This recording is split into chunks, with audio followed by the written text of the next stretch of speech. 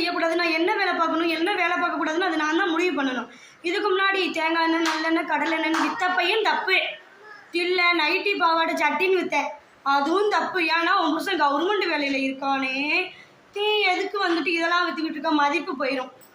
சரிங்க, நம்ம துணி இதெல்லாம் விற்றோம் அப்படி சொல்லிட்டாங்க, இது வீடு வீடாக தூக்கிட்டு போகிறது வந்துட்டு தப்புங்கிறாங்க, நம்ம உழைச்சி தானே சாப்பிட்றோம் அது தப்பு இல்லை அப்படின்னு மீண்டும் மீண்டும் கொண்டு போனப்ப அது வந்து உனக்கு அசிங்கமாக தெரிஞ்சு சரின்னு விட்டாச்சு.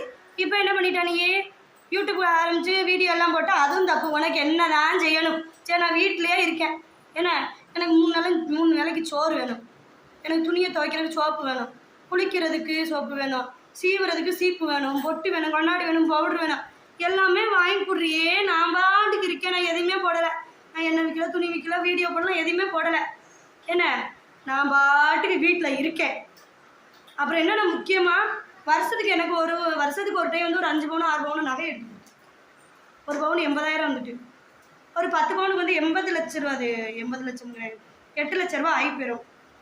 ஒரு செய்கூலி சாதாரத்தோட 10 லட்சம் கூட வை, எனக்கு இதெல்லாம் நீ எடுத்து கொடுத்துருவேன்னு சொல்லிடு. நான் வந்து துணி விற்க மாட்டேன், எண்ணெய் விற்க மாட்டேன், வீடியோ போட மாட்டேன், எதுவுமே போட மாட்டேன், எதையுமே செய்யறதுக்கு உன்னாலேயே முடியலை. நீ அப்போ என்ன பண்ணக்கூடாது, என்னை நீ சொல்லாமல் இருந்தாவே போதும். உங்ககிட்ட பேசி பேசி எனக்கு எனர்ஜி இல்லை, உங்ககிட்ட பேசுகிற அளவுக்கு தகுதியே கிடையாது, உனக்கு தகுதி கிடையாது, முடியலை.